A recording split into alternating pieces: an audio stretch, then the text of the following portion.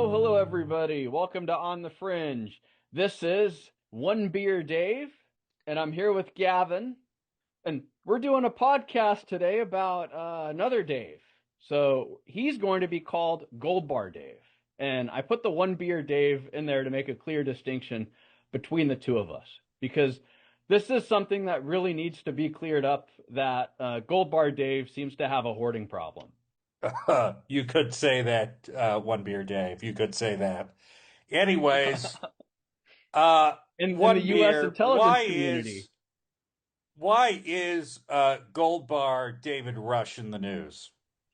Well, Gold Bar Dave, according to the FBI when they arrested him, he had about $40 million of gold bars in his house that he took from work. And he had about $2 million in cash and 35 watches. These were mostly Rolexes from what it looked like. So this guy had a lot of loot in his house. So, Dave, let me guess. Sorry, One Beer. Let me guess. This fellow was working at a Wendy's? Uh, Close. I mean, this guy apparently could have said he worked at Wendy's or he worked at Starbucks for a cover story, but this guy worked for the CIA, the Central Intelligence Agency, and he worked for the Directorate of Science and Technology, allegedly in the CIA. So this guy was at the forefront of technological development for the United States intelligence community. This guy was up there potentially with making policy of what actually was going on and how the US was going to be collecting or potentially disseminating intelligence throughout the CIA and potentially to other intelligence agencies. This guy was a pretty big fish. I mean, it seems like a very, very big fish, but also it raises some very serious questions.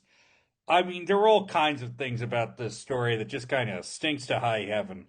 First of all, he had 300 kilograms of gold bars in his house, which in Ashburn, Virginia, which is surprising that he was able to get that quantity of gold into his house with apparently nobody noticing. He also seemingly had 35 watches, some Rolex, some ranging from a couple thousand to hundreds of thousands of bucks, and $2 million in cash. I mean, what the hell's going on over there?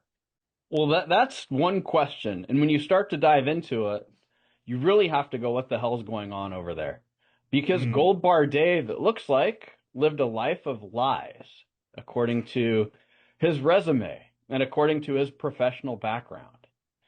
So, Gavin, let's play a game here. We're going to play fact or fiction. Okay? Okay. So, here we go. Gold Bar Dave enlisted in the U.S. Navy in 1997. Sounds like a fact to me. That's a fact. And Gold Bar Dave was a Navy test pilot, according to military records. He was not. Bingo! You are 2 for 2. Excellent. Gold Bar Dave held a TS, top secret security clearance, with a sensitive compartmentalized information And yes, there's subcategories. subcategory. Um, Yes, yeah, he did. he did. Bingo. Bingo. Did he have a master's degree in computing technology or even a bachelor's degree from official records? No. Apparently neither the school he claims to have gone for undergrad, Clemson, which I only know through college football, it cannot verify that he ever attended the school. He did attend the Naval Postgraduate School, possibly, but he didn't get a master's. And he also claimed that he had a master's in computing tech from Rensselaer Polytechnic Institute. And RPI can't confirm that he ever went either. It seems likely he never even enrolled. Yeah.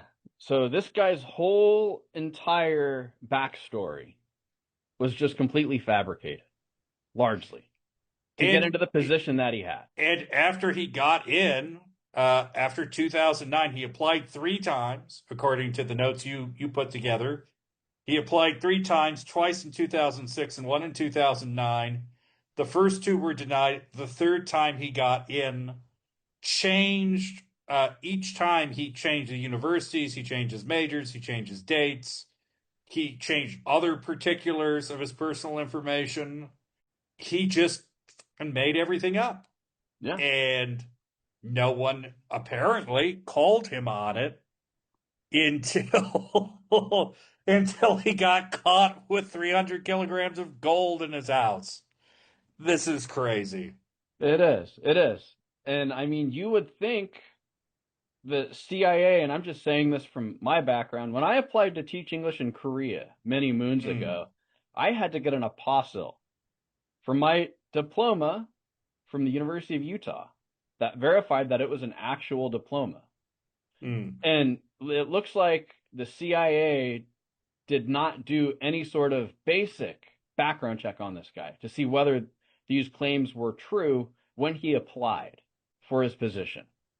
Which And again is crazy because you're told when you apply to any position within the government, definitely anything touching IC, that you were going to have the absolute bejesus checked out of your background. People are going to be reading up on things you said or did 10, 15 years ago. They're going to be checking up. They're going to go to every address you've ever been. Well, it seems like with this guy, that just never happened. yeah. And on top of that, who actually did his background check and how did he get through? I mean, this just opens up Pandora's box in terms of It what really actually does. happened with this. Because if he made it through, are there other people that made it through? Potentially. And then you have to go back to this guy's probably had polygraphs. So he had to get polygraphed to get in. And then Mm. also, he's probably had other polygraphs since he's actually been working with the CIA. So, did he pass all of those polygraphs? Did he not do the polygraphs?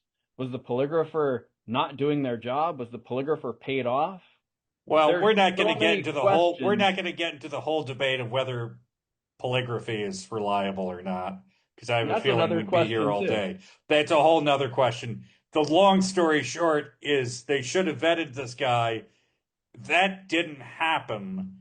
And he really only got nabbed because he started asking for millions of dollars worth of gold bars for work expenses and didn't say what they were for.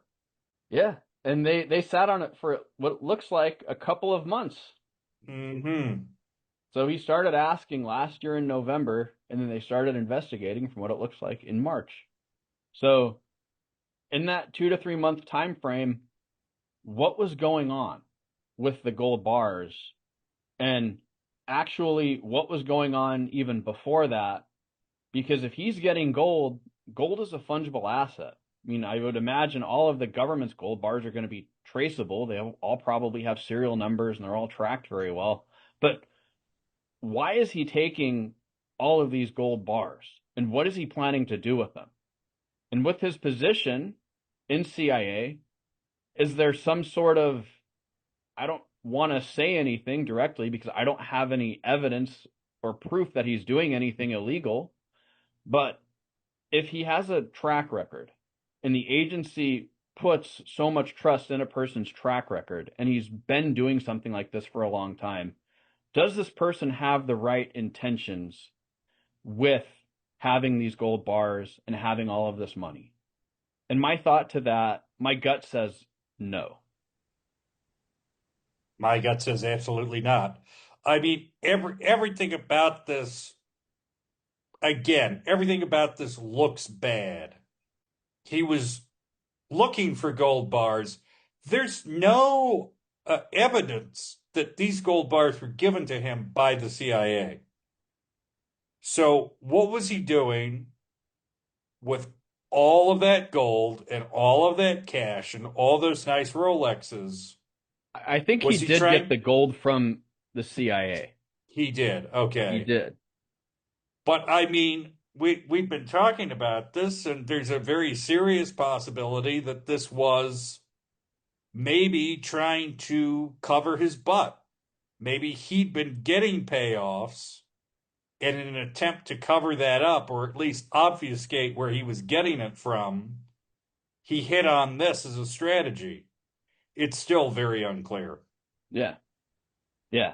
But if there is something going on, and this Hmm. is a huge breach, this, in my opinion, would be the biggest CI breach in the history of the CIA, at least publicly acknowledged in the 21st century in Counterintelligence. counterintelligence. And with technology, with his position, you will not know whether you have been compromised unless that technology is on the market and it's being used by somebody else.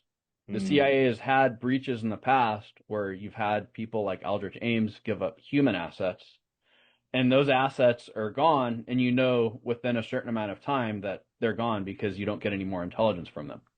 With tech, you're going to have no idea until it's too late. And that's the really scary thing with this is that if the CIA has been breached and that technology is out there to some foreign adversary, do we really know what the damage is going to be to the United States? We have no idea. We really don't. And we will be keeping a close eye on the ongoing saga of Gold Bar David Rush and how all of this turns out. Because right now we're just looking at the tip of the iceberg. We are. We are. This is going deep. And nobody wants to, I think, acknowledge this, but this is a disaster. And probably one Total of the biggest disaster. disaster of the US within the US intelligence community in this century.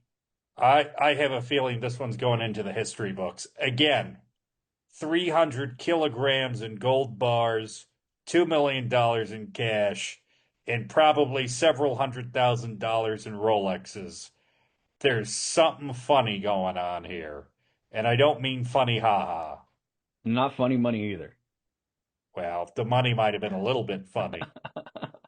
On that note, thank you for listening in to On the Fringe. Again, we will be continuing the story of Gold Bar David Rush later on in season 5.